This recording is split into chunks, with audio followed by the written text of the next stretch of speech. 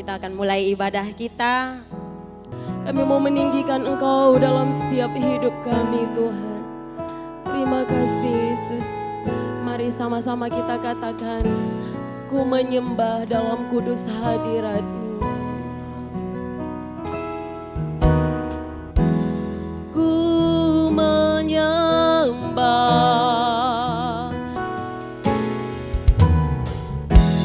kekuatanku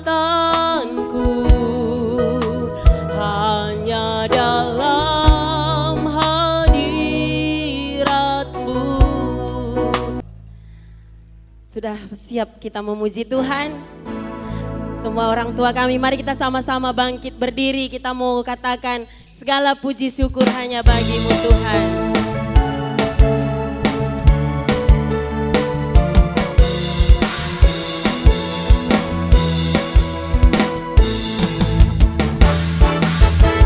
Segala puji syukur hanya bagi-Mu Tuhan. Sebab Kau yang layak dipuja. Kami mau bersorak tinggikan nama-Mu. Haleluya. Katakan lagi segala puji syukur. Kalau saya tanya ada masalah? Enggak ada.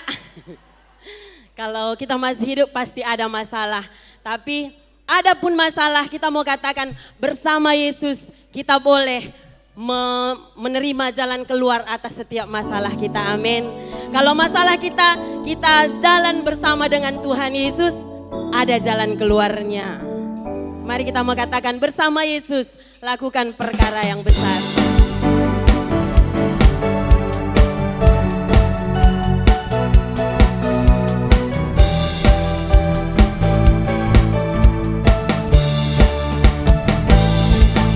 Bersama Yesus lakukan perkara besar. Bersama Yesus tidak ada yang sukar. Bersama Yesus ada jalan keluar. Untuk masalahku, untuk masalahmu, untuk masalah kita semua. Yesus, Yesus anak domba Allah, juru selamat umat manusia. Kita boleh diisi dengan kebenaran firman Tuhan. Mari kita dalam segala keadaan kita, dalam segala masalah kita, dalam segala kelemahan kita, mari kita mau percayakan semua kepada Tuhan. Karena Tuhan adalah pembuat mujizat dalam setiap hidup kita. Haleluya.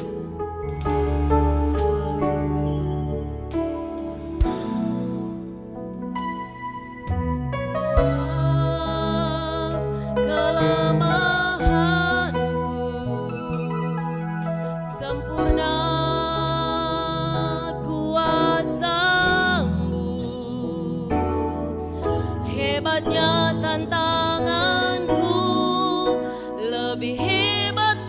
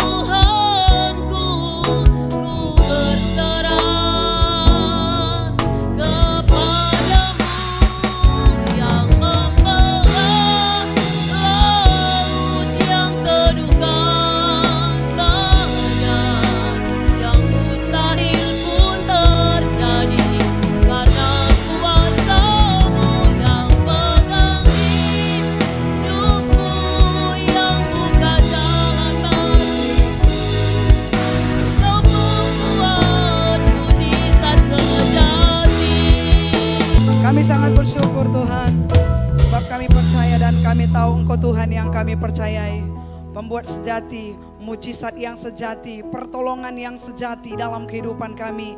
Setiap kami yang hadir hari ini Tuhan, mungkin kami butuh pertolongan karena kesembuhan. Kami percaya Tuhan yang kami sembah hari ini sanggup menyembuhkan kami. Saat ini mungkin dari antara kami butuh pertolongan Tuhan, sehingga kami boleh terlepas. Kami percaya Tuhan yang kami sembah juga mampu dan sanggup melakukan perbuatan yang ajaib dalam hidup kami.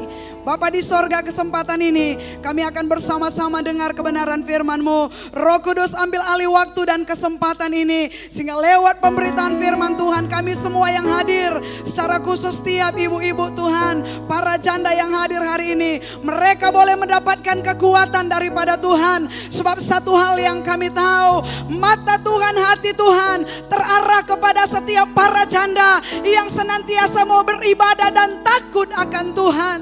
Terima kasih Bapa di sorga, pakai urapi hamba-Mu, sebab hamba-Mu adalah manusia biasa. Pakai dalam setiap perkataan, kata demi kata, kalimat demi kalimat, sehingga setiap pemberitaan firman Tuhan semuanya berasal daripada Tuhan. Kami mau buka hati kami untuk dengar-dengaran akan suara Tuhan malam hari ini. Di dalam nama Tuhan Yesus kami berdoa dan bersyukur. Kita yang siap dengar firman Tuhan, sama-sama kita katakan amin. Shalom. Karena saya lihat juga ada Bapak, juga ada saudara-saudari. Saya sapa hari ini, shalom saudara-saudari yang dikasihi Tuhan. Sebelumnya itu kami secara pribadi sangat berterima kasih untuk Bapak dan Ibu Gembala yang sudah mempercayakan kami untuk melayani Tuhan hari ini, saudara. Kalau waktu kami dikasih judul oleh Bapak Gembala, siapa saya ini? Saya berpikir begini, kalau saya disuruh melayani muda-mudi, saya pernah alami muda-mudi. Kalau saya suruh melayani pasutri juga enggak pun pala ngerti kali, tapi saya sudah terjun dalamnya, jadi saya ngerti. Tapi waktu saya disuruh melayani ibu-ibu janda, saudara, para janda, saya pikir gini, saya belum pernah rasakan hal itu. Macam mana saya mau kasih tahu, tapi hari ini Bapak Ibu Saudara, saya percaya dan saya yakin ada berkat yang Roh Kudus mau sampaikan untuk kita. Sehingga setiap ibu-ibu hari ini, secara khusus ibu-ibu janda saudara, saya percaya dan saya yakin saudara adalah biji mata Tuhan. Dan sangat disayangi oleh Tuhan. Sama-sama kita buka Alkitab kita hari ini, Bapak Ibu Saudara. Kita akan bersama-sama pelajari firman Tuhan dalam Lukas. Kita akan melihat Lukas pasal yang keempat. Kita akan baca ayat 25 sampai ayat yang ke-26, saudara. Lukas pasal 4 ayat 25 sampai ayat yang ke-26. Kalau kita sudah dapat, kita boleh baca bersama-sama dalam Lukas pasal yang keempat. Kita akan membaca ayat 25 dan 26. Hitungan ketiga kita baca bersama-sama. 1, 2, 3, ya.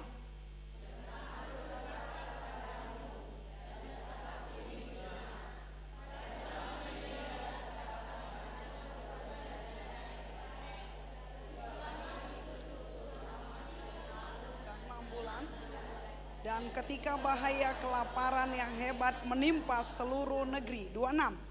Tetapi Elia diutus bukan kepada salah seorang dari mereka, melainkan kepada seorang perempuan janda di Sarpat di tanah Sidon.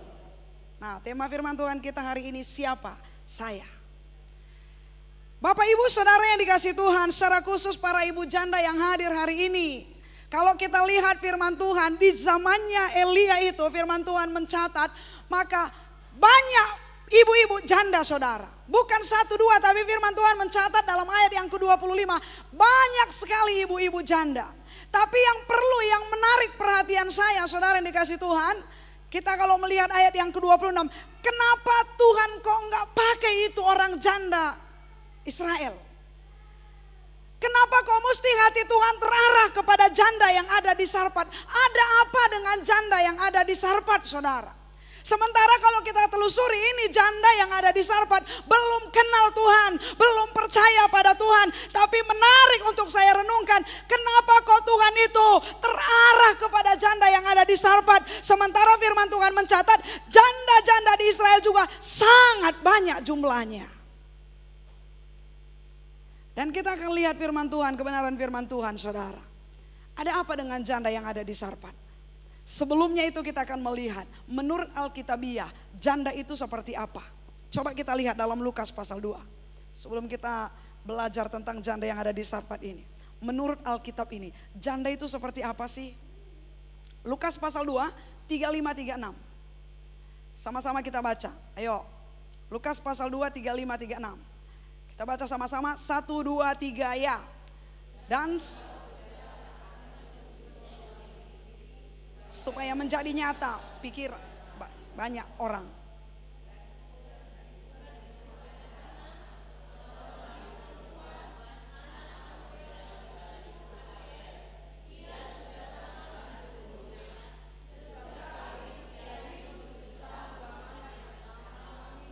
Tiga 7.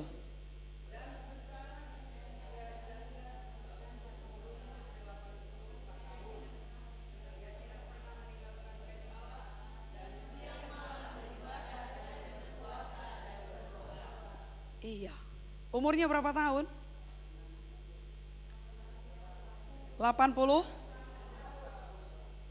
Umurnya bukan saja sudah lanjut saudara, tapi sudah lansia. Tapi firman Tuhan mencatat, ini Nabi Hana ini saudara, dia sepanjang hidupnya tidak dibatasi oleh usia. Firman Tuhan mencatat dia enggak lagi punya suami. Jadi kategori janda bagi Alkitab saudara, bagi orang Kristen adalah tidak punya suami lagi. Itu yang pertama. Jadi kalau zaman sekarang banyak juga orang berkata begini, nggak tahu aku adekku tadi datang ya, iya itu datang dia di belakang. Hari-hari ini saudara dikasih Tuhan, dia berkata begini, aku udah capek kali kak, bagusan kurasa nggak usah lagi sama suamiku, bagusan janda. Itu bukan janda ya, karena suami belum meninggal. Tapi firman Tuhan mencatat ini saudara, nabi ini dia sudah usianya sudah lanjut. Tapi firman Tuhan mencatat setelah suaminya meninggal, artinya dia seorang diri lagi, enggak ada alasan bagi dia untuk tidak beribadah sama Tuhan. Dia selalu mempercayai Tuhan, beribadah sama Tuhan. Hari-hari ini Bapak Ibu Saudara yang dikasih Tuhan, banyak janda berpikir begini, siapalah aku ini? Aku enggak bisa lakukan apa-apa. Aku nggak bisa berbuat seperti ini. Aku nggak punya teman lagi. Aku nggak adanya apa-apanya. Apalagi kalau kita suku Karo, suku Batak. Kalau kita nggak punya suami lagi. Katanya sih, saya kan belum merasakan kan. Katanya, bagaimanapun kita hebatnya, bagaimanapun kita pintarnya, nggak masuk hitungan itu katanya. Benar itu ibu-ibu, yang orang Batak, orang Karo khususnya. Katanya begitu. Jadi hari ini saya mau katakan, bagaimanapun kehidupan kita, usia kita yang sudah lanjut mungkin, tidak ada alasan untuk kita, saya nggak bisa, saya nggak mampu. Kalau kita belajar dari kehidupan seorang janda ini saudara, di usia yang sudah lanjut 84 tahun, dia tetap mau beribadah sama Tuhan. Amin. Dan kedua saudara, kalau kita melihat 1 Timotius 5 ayat yang ke-7, menurut Alkitabiah 60 tahun ke atas itu seorang janda. Coba saya mau tanya, siapa di sini para janda yang sudah memiliki usia 60 tahun? Nah hebat ini kan, hebat ini. Artinya enggak mesti 60 tahun baru janda, enggak. Tapi kalau kita lihat zaman sekarang saudara, 60 tahun banyak juga janda yang kayak mana gitu ya kan. 50 tahun, 45 tahun pun kita kalau sudah ditinggal, mungkin suami kita sudah meninggal, umur kita 50 tahun. Tapi kita kalau memiliki satu komitmen, saya harus mengasuh anak-anak ini, saya harus hidup di dalam Tuhan, saya harus memuji Tuhan, saya harus beribadah sama Tuhan. Kalau kita ambil komitmen itu, saya mau katakan saudara juga termasuk kategori janda. Tapi kalau kita mungkin status kita janda saudara bukan karena kematian sang suami, tapi karena kita buat-buat sendiri. Kira-kira namanya apa itu saudara? Hah?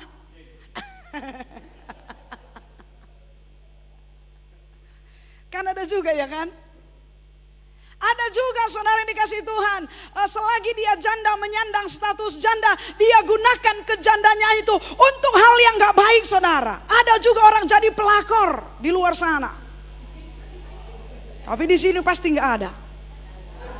Karena sudah masuk dalam Tuhan ya kan. Ada juga menyalahgunakan nama itu saudara. Sementara begitu saya dikasih tema ini saudara, saya pelajari firman Tuhan. Loh kenapa satu ayat pun gak ada menyebut nama duda saudara?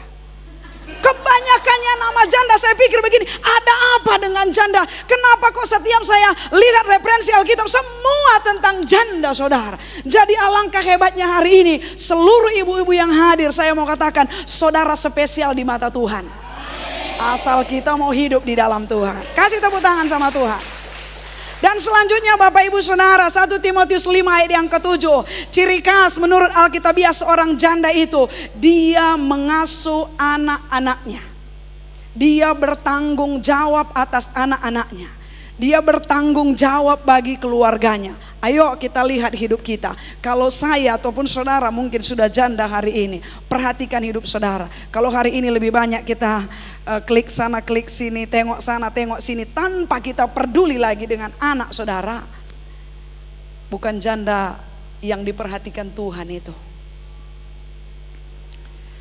Tapi seorang janda yang ketiga memiliki ciri khas, saudara. Dia bertanggung jawab atas anak-anaknya. Saya mau katakan begini, kenapa kok begitu banyak ayat-ayat tentang janda? Karena janda ini, saudara, tatkala suami kita sudah meninggal, maka yang menjadi suami kita adalah Tuhan. Yang bertanggung jawab dalam hidup kita adalah Tuhan. Yang menjadi sahabat kita adalah Tuhan. Yang menjadi segala-galanya kawan curhat kita adalah Tuhan. Jadi tidak ada alasan bagi kita, saya buruh tani. Tidak ada alasan bagi kita, saya nggak pintar. Tidak ada alasan bagi kita, saya hanya wanita yang lemah saja. Selagi kita mau memuji Tuhan, maka jalan itu akan tetap terbuka untuk kita boleh merawat anak-anak kita.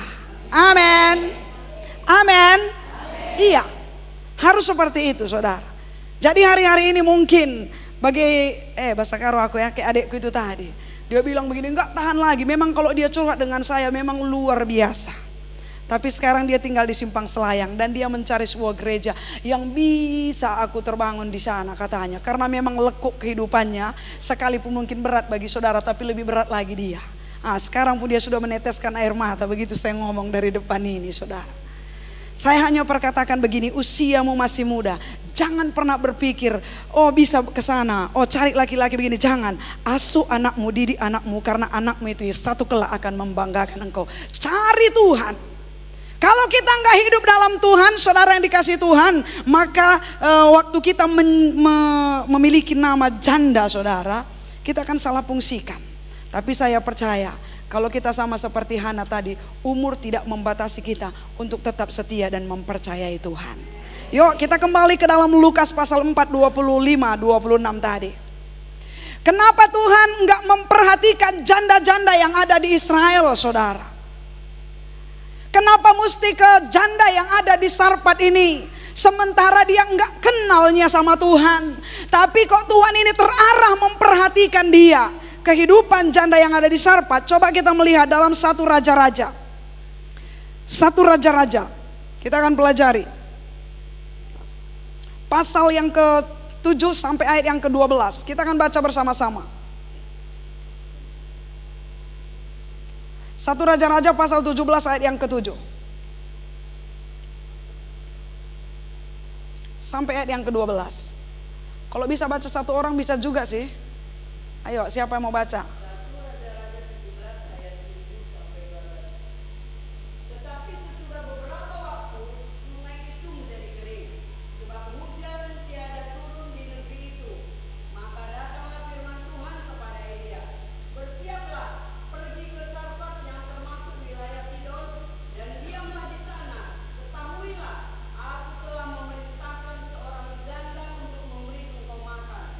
Sesudah itu ia bersiap, lalu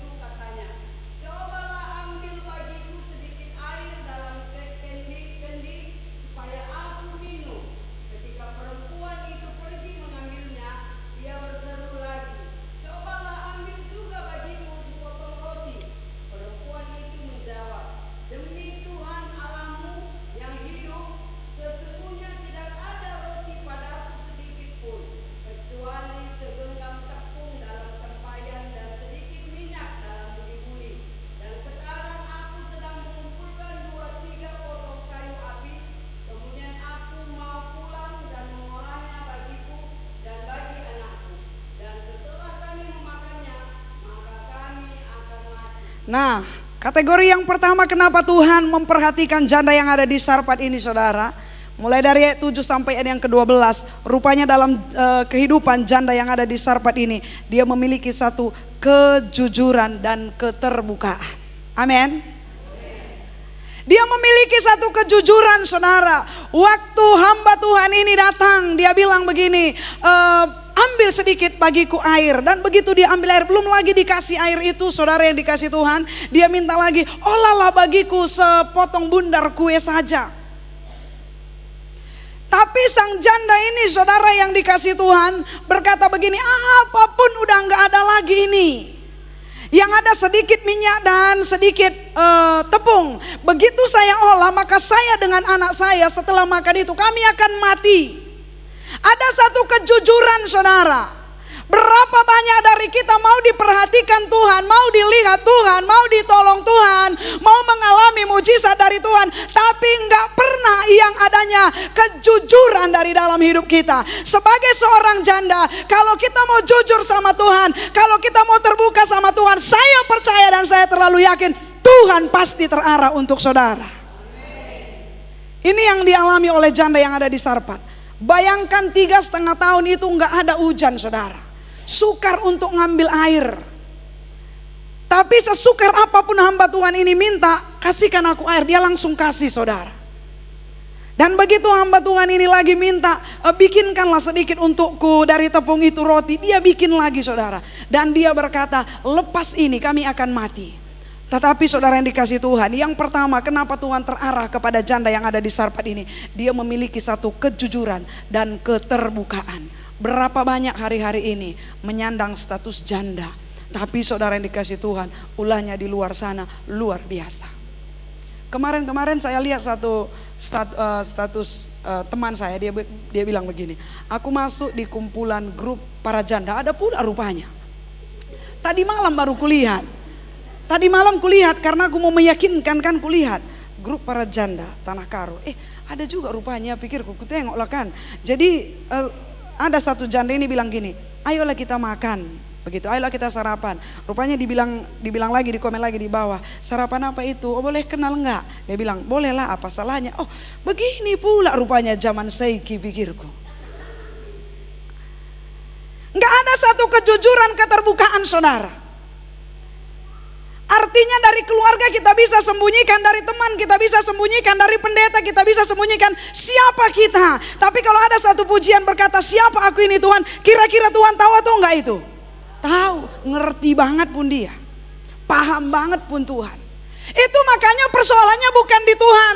Kita ini jujur enggak sama Tuhan, kita ini terbuka enggak sama Tuhan. Itu makanya sekian banyak janda yang ada di Israel saudara, enggak dipakai Tuhan, enggak ada mujizat di sana, enggak terarah Tuhan ke sana. Kenapa? Karena tidak ada kejujuran. Tapi begitu kita mau jujur, begitu kita mau terbuka, Tuhan, aku seperti ini, keadaanku begini, anak-anakku begini, cucuku begini. Saya yakin dan saya percaya dimulai dari kita ibu janda takut akan Tuhan, maka saya percaya pembelaan Tuhan nyata dalam kehidupan kita semua. Jadi senggol kiri kanannya, ayo sama-sama kita jujur. Amin. Jujur, kalau kita lihat lagi 2 Raja-Raja 4 ayat 2 saudara, sama. Waktu Elisa berkata begini, apa yang ada padamu yang suaminya sudah meninggal saudara. Dia bilang begini, suamiku itu adalah seorang hamba Tuhan. Kalau zaman sekarang kan gitu. Tapi dia mati, utang kami banyak. Sekarang ada yang mau nagih utang itu enggak terbayar. Sekarang diambilnya lah anak-anakku ini untuk jadi budaknya. Tapi begitu hamba Tuhan itu datang, apa yang bisa aku perbuat sama Ando ibu? Apa yang ada samamu? Kejujuran lagi ada saudara, enggak ada apa-apa. Terkecuali sedikit minyak dan sedikit tepung. Minyak ya, sedikit minyak. Nah, apa yang terjadi saudara? Logika saya berpikir begini, kenapa kok mesti ini janda ngadunya ke hamba Tuhan, ngadunya ke pendeta? Jangan-jangan ini janda waktu masalah aja ngadunya ke pendeta, begitu dia berkelimpahan nggak nyari pendeta. Ini pikirku aja ya kan. Tapi setelah saya telusuri saudara, Elisa tanya gini, apa yang ada padamu? Sedikit cuman minyak dalam buli-buli. Begitu dia berkata dengan satu kejujuran saudara, maka pertolongan Tuhan seketika itu juga ada. Elisa langsung perintahkan, minta setiap bejana-bejana dari tetanggamu sebanyak mungkin, baru kumpulkan. Begitu dia kumpulkan Bapak Ibu Saudara, Elisa berkata, tutup pintu, ayo mulai isi. Begitu dia isi sampai semua bejana penuh saudara, minyak tersebut berhenti. Dimulai dari kejujuran. Amin. Dimulai dari keterbukaan. Kalau kita sebagai ibu, ayo berlaku sebagai ibu lah. Kalau kita sebagai seorang janda, bukan berarti janda itu bagaimana aku bilang ya, bukan berarti janda itu dianggap orang remeh. Tapi dianggap orang kita remeh, kadangkala itu bukan karena kita menyandang status janda, itu karena kita sendiri yang bikin. Kalau kita jaga kelakuan kita, jaga bahasa kita, jaga perilaku kita, maka orang akan respect sama kita. Tapi begitu kita sudah menyandang gelar janda saudara, kelakuan kita pun sudah suka-suka kita. Itu makanya kita punya prinsip, aku jandanya begini aja lah aku bikin, begitu aja lah aku bikin. Jadi nyatanya akhirnya endingnya gak pernah kita alami pertolongan Tuhan dalam hidup kita. Yang ada tiap hari kita mengeluh aja. Tiap hari kita kayak mana lah aku ini, bagaimanalah aku bisa, orang aku sendiri. Kalau ada istilah di Tanah Karo sana, satu kawan saya bilang begini saudara. Saya ngomong karo aja, nanti diterjemahkan. Dia bilang begini, masa orang ngomong sama saya waktu ninggal suamiku katanya, kam jadi bapak, kam jadi nande katanya. Jadi ibu aja pun sudah mulai stres katanya, disuruh lagi jadi bapak katanya. Kan aneh orang yang ngomong ke aku itu katanya, kata kawanku itu. Begitu ku pikir-pikirkan, betul juga ya. Jadi ibu aja pun udah susah, disuruh lagi jadi bapak. Itu pula dibikin di adat itu. Jadi bapak, kam jadi nade, kam jadi bapak katanya. Itu kata-kata orang itu tahu kam, Mak Agus. Makanya aku jadi bingung. Bagaimana bisa pikirku? Rupanya begitu dia tahu firman Tuhan saudara. Dia mampu jadi bapak sekaligus karena Tuhan yang memberi kemampuan. Jadi gak ada alasan bagi kita hari ini, aku gak ada pendampingku, gak bisanya aku seperti dia. Gak ada saudara. Nggak ada alasan bagi kita, anakku ini nggak bisa aku sekolahkan karena nggak ada lagi pendampingku. Nggak ada alasan. Selagi kita mempercayai Tuhan, jujur terbuka kepada Tuhan, saudara, saya percaya dan saya yakin pertolongan Tuhan akan tetap nyata dalam hidup kita. Amin. Hal yang kedua saudara, ayat 13 sampai 14 dalam 1 Raja-Raja 17 tadi, ayat 13 14. Ayo kita baca sama-sama semua, ayo. 1 Raja-Raja pasal 7 ayat 13 14. Kita akan baca sama-sama. Ayat 13 14. Yuk kita baca 1 2 3 ya.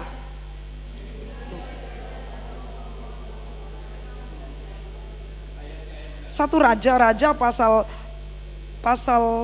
berapa tadi? Iya, ayat yang tadi. Ya, yuk. Ya. 17 ayat 13 sampai 14. Sila baku. Ayo. 1 Raja-Raja pasal 17, kita membaca ayat 13 14. Yuk sama-sama. 17. 1 2 3 ya.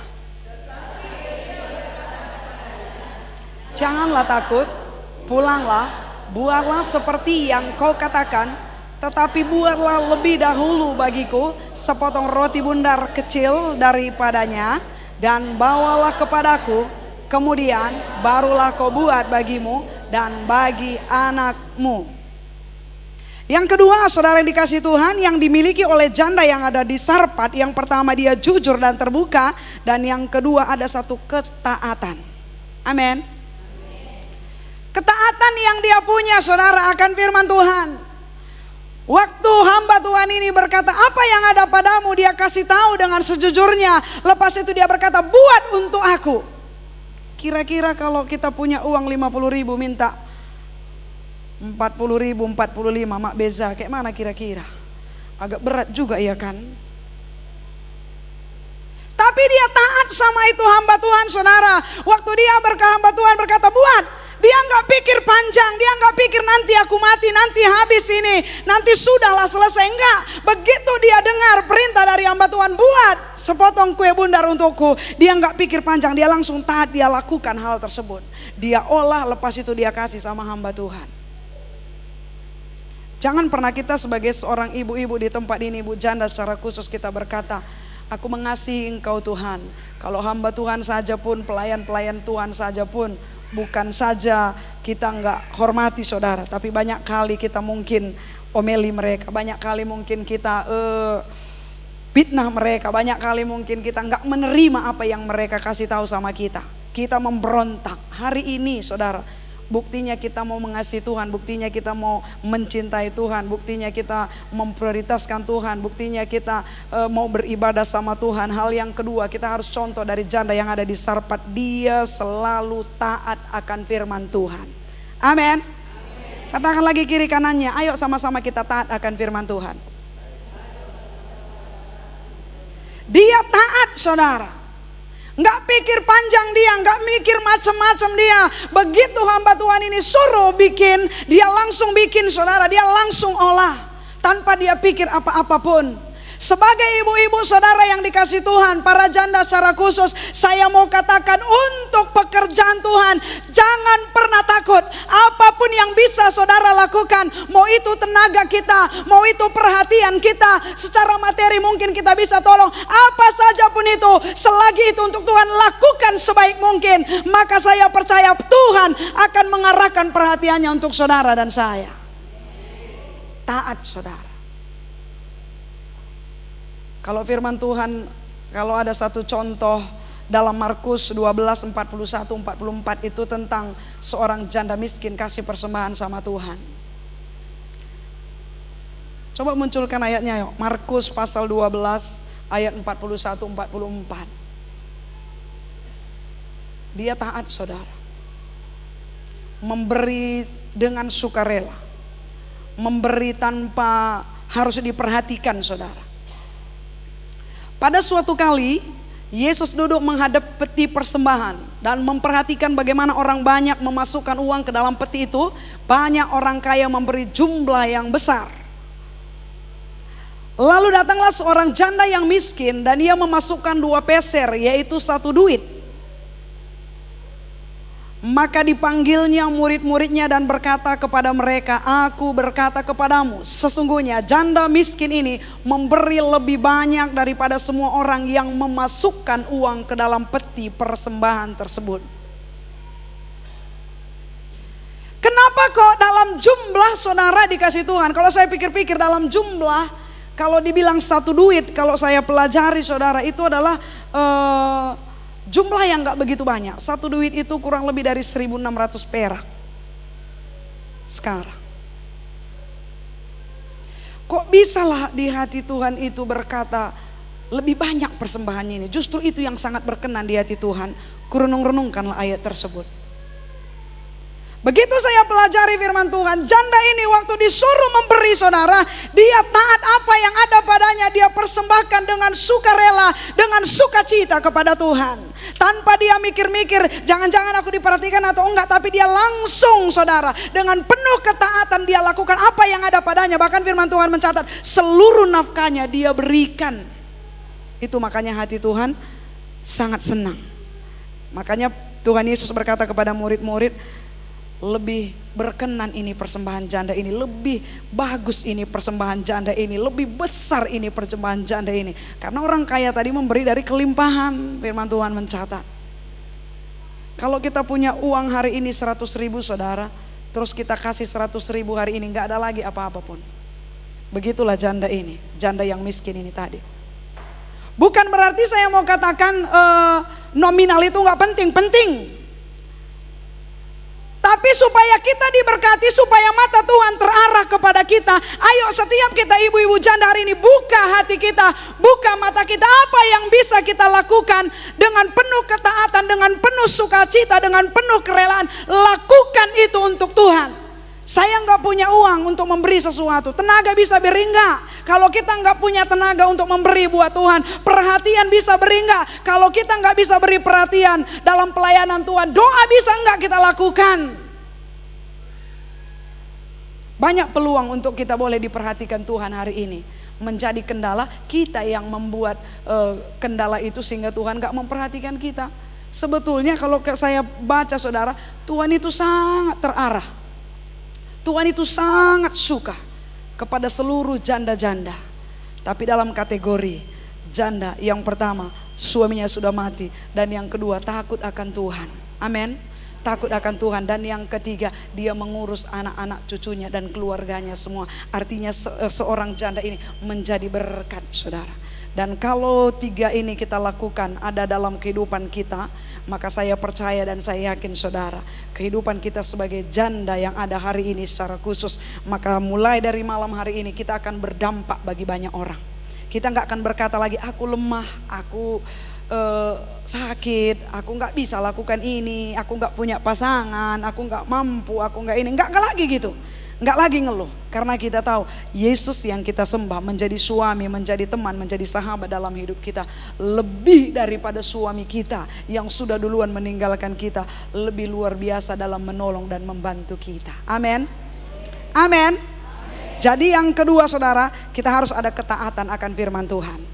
Kalau firman Tuhan berkata cari aku, ayo sama-sama kita cari. Selagi ada waktu, mau itu ibadah kaum ibu, mau itu ibadah umum, semuanya kita mau beribadah bersama-sama. Yang terakhir Bapak Ibu Saudara, kita melihat dalam 1 Raja-Raja 17, 15, 16. Kita akan baca bersama-sama. Ini yang ketiga saudara. 1 Raja-Raja 17, 15 sampai yang ke-16. 1 Raja-Raja pasal 17 ayat 15, 16. Kita baca sama-sama 1, 2, 3 ya. Perempuan itu dan berbuat seperti yang dikatakan Elia.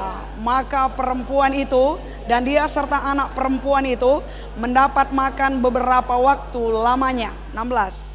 Tepung dalam tempaian itu tidak habis dan minyak dalam buli-buli itu tidak berkurang seperti firman Tuhan yang diucapkannya dengan perantara Elia. Kalau kita memiliki satu kejujuran dan keterbukaan, maka firman Tuhan ini akan digenapi dalam hidup kita. Kalau dengan Tuhan ini saudara nggak begini, saya kasih 100.000 maka Tuhan akan kasih 10 juta untuk saya, enggak. Tapi mujizat Tuhan luar biasa. Begitu kita taat melakukan firman Tuhan mencatat janda ini dengan anaknya nggak pernah nggak makan saudara. Selalu dipelihara Tuhan sampai bumi menurunkan hujan saudara, sehingga bumi mengeluarkan hasil sehingga mereka boleh makan. Nggak pernah mereka kelaparan, nggak pernah mereka kesusahan. Walaupun saudara yang dikasih Tuhan, apa yang dia alami, apa yang dia rasakan. Firman Tuhan mencatat bukan kaya ya janda ini, tapi miskin. Tetapi pemeliharaan Tuhan mereka sangat luar biasa. Dikasih Tuhan mereka makan setiap hari. Kenapa? Karena pertama mereka taat dan terbuka. Dan yang selanjutnya mereka senantiasa ada mengalami satu kejujuran saudara. Jadi kejujuran dan ketaatan itu sangat penting. Waktu kita melakukan firman Tuhan dengan ketaatan dan kejujuran, saya yakin dan saya percaya berkat Tuhan akan melimpah-limpah dalam hidup kita. Yesaya 54 ayat 5 sampai ayat 4 sampai yang kelima saudara, kita boleh baca di rumah saja. Yang menjadi suami kita adalah Tuhan. Di sana mencatat yang menjadi suami para janda itu adalah Tuhan Yesus. Jadi hari ini saudara, berbangga hatilah kita karena kita seluruh ibu-ibu janda ada di tempat ini. Amin. Karena saya pikir begini, kalau tadi ibu-ibu ini nggak hadir, berarti para duda lah yang hadir malam ini ya pikirku. Jadi kan bersyukur kita kan masih bisa kita bertatapan muka, sekalipun mungkin jauh dalam lubuk hati kita suami kita sudah meninggalkan kita, ada satu kesedihan. Tapi bersedihan terlalu lama pun saudara enggak mendatangkan satu hal yang baik. Tetapi berharaplah sama Tuhan, percayalah sama Tuhan, maka kita semuanya akan diberkati oleh Tuhan. Amin. Tuhan Yesus memberkati kita semua.